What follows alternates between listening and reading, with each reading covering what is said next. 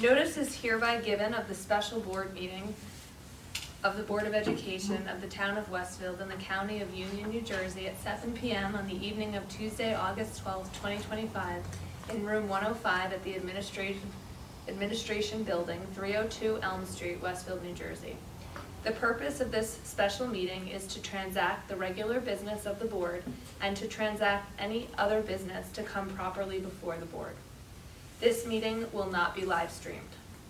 This is to advise the general public and to instruct that it will be recorded in the minutes that in compliance with Chapter 231 of the Public Laws of 1975, entitled the Open Public Meetings Act, the Westfield School Board on Thursday, August 7th, 2025, caused to be posted at the office of the Board of Education, located at 302 Elm Street, Westfield, New Jersey, and delivered to the Westfield Leader, the Star Ledger, and the Westfield Library, Town Clerk of Westfield, Tap into Westfield, and Patch.com, a meeting notice setting forth the time, date, and location of the meeting. Can we have a roll call? Rob Bonaccio, Ken Diamond. Here. Brendan Galligan, Charles Gelinas. Here. Layla Morelli. Here. Sonal Patel. Here. Kristen Sonic-Schmelz. Here. Julie Steinberg. Mary Wickens. Okay. Layla, will you lead us in the flag salute? Pledge allegiance to the flag of the United States of America and to the republic for which it stands, one nation, under God, indivisible, with liberty and justice for all. Okay, I'm going to hand it over to Dr. Gonzalez for the district administration report. Great. Thank you very much, and thank you to all the board members who were able to join us this evening, and for all those who are tuning in. The purpose of tonight's presentation is to comply with the New Jersey Department of Education's requirements that upon receipt of any state assessment data, we are to report out the results publicly at a board meeting within 60 days. So in order to meet that timeline, we needed to make sure that we had this special meeting convened. So tonight we have with us Deputy Superintendent Dr. Matt Bolton, who will be sharing with us the results of the spring administration of the New Jersey Graduate Proficiency Assessment, as well as that Access for L's performance overview. So at this time, I'd like to invite Dr. Bolton. So he will present here. I'm going to move over, so if anyone would like to either turn around or sit elsewhere, you're welcome to. I'm sorry.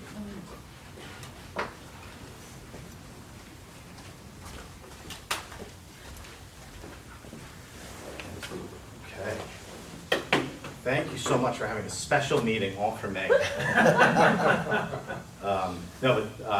In sincerity, thank you, Board of Education, Dr. Gonzalez, for allowing me just a few moments to present on our New Jersey Graduation Proficiency Assessment results and our Access for L's scores from last year. Okay. So I won't read all the slides. You've seen this slide repeatedly. This just gives a broad overview of what the NJGPA is. The NJGPA is a required assessment of all 11th graders throughout the state of New Jersey. Cut scores were established multiple years ago at 725. The assessment in ELA is aligned to grade 10 standards, and math, it is aligned to algebra and geometry standards. So a little bit of context around NJGPA. NJGPA, as I said, it's a requirement. Students, every 11th grader must take and meet proficiency on this assessment. If they do not meet proficiency, thankfully the state has provided us with multiple options and pathways to ensure that students meet this requirement.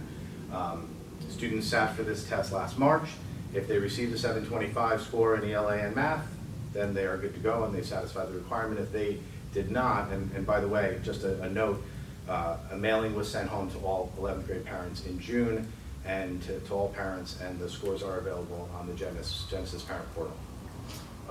So if a student did not satisfy that requirement in March in the first administration, they are then going to sit for a second administration, and the dates haven't been released yet, but typically it's the first week in October for second administration. We really do require any student who has not satisfied this requirement at this point to retest, and many students do pass in the retest. While we're doing that, we also keep an eye on secondary pathways. The secondary pathways are qualifying scores on the ACT, SAT, AccuPlace, or PSAT. So students in a few weeks are going to be taking an August SAT and a September SAT. Those scores count. So if students meet a qualifying score on one of those assessments, then they have satisfied the requirement for graduation readiness and are done with this requirement. For those students who have not met either one of those pathways, they then will be supported by the district through a portfolio assessment. That's a one-on-one faculty-guided portfolio of constructive response items. Just to provide a little bit of context to that scenario for students and for parents. Last year we had 26 students in ELA who did not satisfy graduation readiness in the initial assessment. We had 57 students in math, and of those, after all the secondary pathways and retakes, we had 22 students who ended up being eligible to take a portfolio. Of those 22 students, every single one of them met graduation readiness. So we really do support every student to ensure that they meet this requirement. To dive into a little bit of our aggregate performance, we always do extremely well on this assessment. Our students do very well. They well outperform state averages, and not only do they perform well, but they consistently perform well. And this is 2025 ELA scores, passing rate at 96.4%, and math scores of 87.5%. Compared to last year's scores, again, pretty steady in performance, even though those are completely different groups of students. Then to break it down a little bit further by subgroup comparison, so just a note before we dive into subgroups. Subgroups are only groups of students that have an N of 10 or more. So if there's a group of students who are represented in our high school, but there's only 5 students in that group, then we don't report out. So again, ELA performance was excellent across all subgroups. Math performance was also very strong across our subgroups. There is a subgroup of students with disabilities we really do work to support through getting them through this assessment. Those students with IEPs, some of the things that we dive deep on in terms of this particular subgroup is, one, that score represents a 3% increase in passing scores from the previous year. Also, what we noticed is, as I stated, 725 is the passing score for NJGPA. The mean scale score for this subgroup was 732. And we look at that score, all of those scores across the spectrum, and say there's no real wild outliers. So that's a pretty good measure of central tendency for us that indicates there's a lot of kids that are very close to passing. So with a bit of support and a second administration or a second pathway, this group is going to be just fine in satisfying this requirement. So one of the things that we do as soon as we get these scores, our math supervisor, Liz D'Alessandro, our language arts supervisor, Liz Riley, our special ed supervisor, Alex Linden, they really do dive deep into the scores and analyze everything they possibly can in every report that Pearson and the state provides us with these scores. So some of the things that we observed in these scores, and again, I don't want to read every bullet on the slides, but just in terms of changes from this year to last, and I think those are some of the questions that are often asked after this presentation is, so do we see trends in areas of strength and areas of weakness? So the areas of strength in language arts are areas that we worked on last year. I'll also say that this past assessment, students were asked 5 more questions. 8 of those questions were RST questions, or response to science and technical information. So that's those are interesting types of questions. Those are really complex informational text, real technical manual type stuff that kids are expected to cite textual evidence of and summarize. So again, really complex questions, but it gives us some ideas when we break the test down to this level of things that are being emphasized by the state and areas for us to emphasize with our teachers and as we work for professional learning. All of our writing scores improved from last year to this year as well. In math scores, we noticed again, the first two areas These first two bullet points of strengths were similar to last year.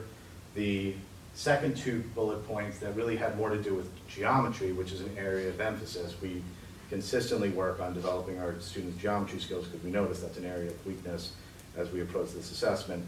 Those two areas were new areas of strengths for us. So again, it just goes to show that when we hone in on these things and we build teacher capacity around them and work with individual students, we see growth.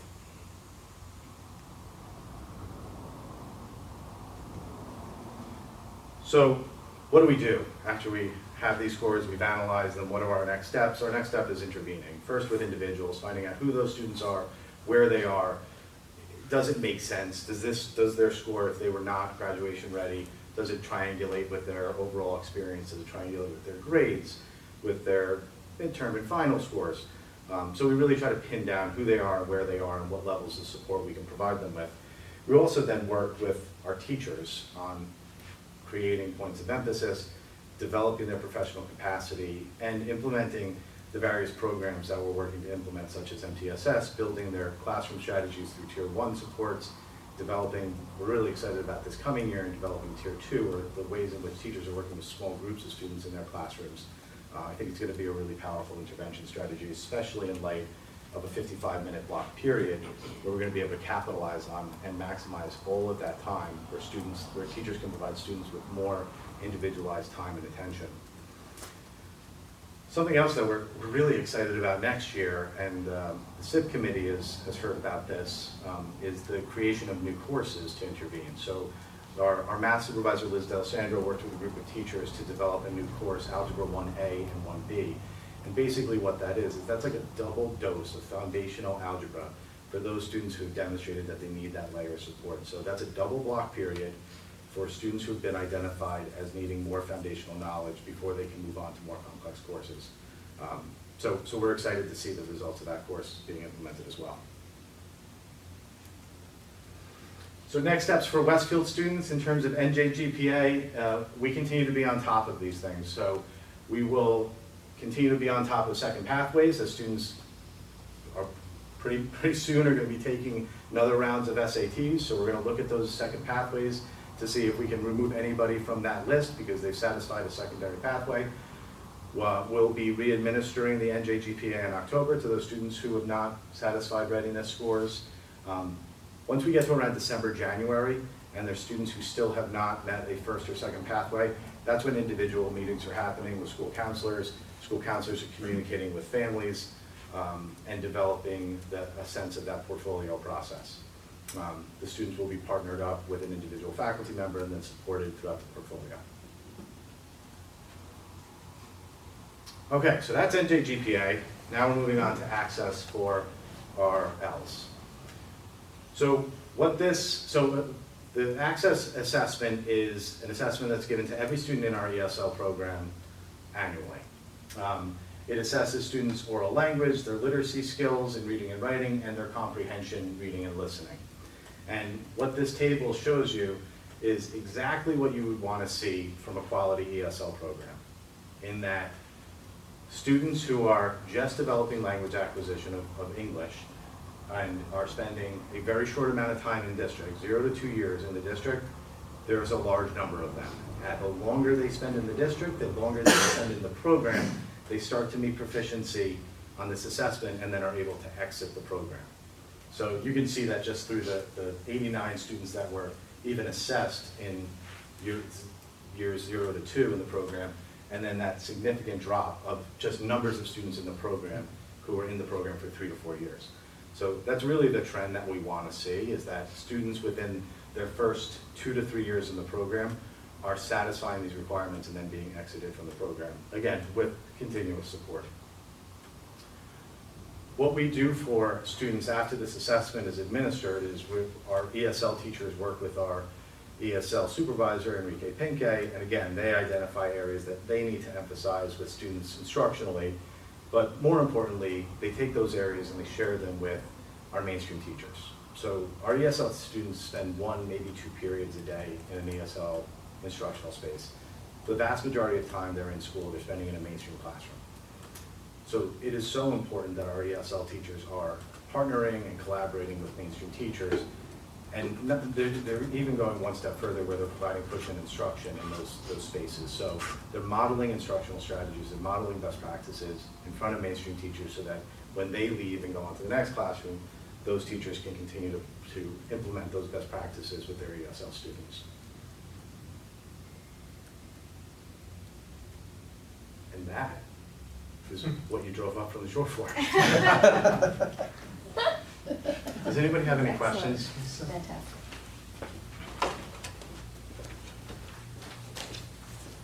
Does the state define the test? Because you said they have 5 different questions or 5 Yes. additional questions. They did They do. determine the question. Yeah. And you have Yeah, no it's in responses collaboration. with their, Yeah, Pearson is the company that develops the test, administers the test. The state, it's guided by, and informed by state standards. Does the state give you a heads up over what they're gonna highlight more of year over year? Not necessarily. I didn't think so. I mean, for example, like, and again, there's different forms of the test too. So you don't know that if, the other form had not 8 reading, science, and technical questions on it. Right. There's another companion standard of reading history, which, to be perfectly honest, companion standards don't exist anymore. They were infused into the reading informational text standards in the new 2023 standards. However, on this assessment, they're still clearly identified as those companion standards. But reading history, that we had a lot of reading history standards addressed last year's assessment, and then this year's assessment, it was more about reading science and technical subjects. So, yeah, we need to be good at all things. That's the goal. Are our areas that we need support in math the same? I know you said 2 of them ended up being our strengths, but. So the are areas any of them- support are all new. They're all new, that's what I Mhm. wanted to know. Yep. And some of the topics that, so again, to Ken's question, the topics that were areas of support last year, many of them did not show up on the assessment this year. Oh, interesting.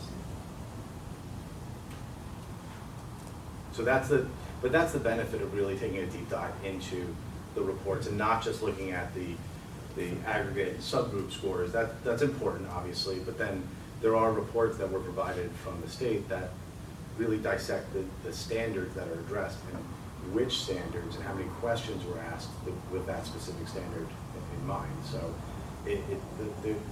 taking that deep dive and analyzing the standards is incredibly important for us. How does the math gap compare to last year? Like, it seems like ELA doesn't really have much of a gap, but. So it's relatively similar. Like I said, the special education subgroups, 3% increase from last year, that's 1 student. So it's pretty steady in terms of performance.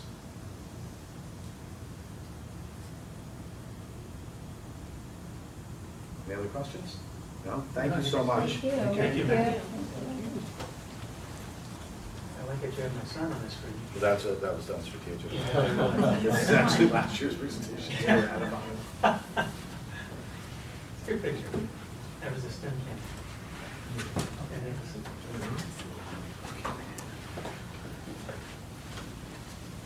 Okay.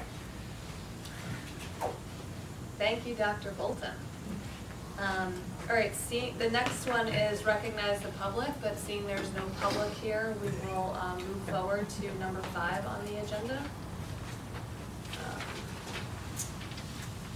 And I am going to move that all the items under governance, personnel, finance, and facilities, and curriculum, instruction, and program of tonight's agenda.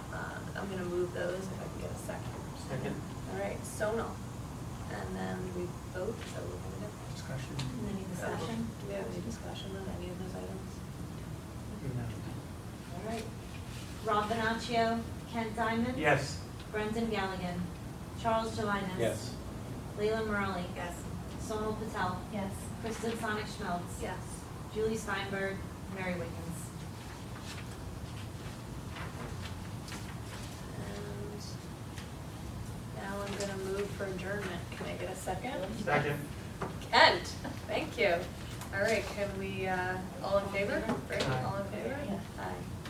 Okay, great. Thank you. Thank you. So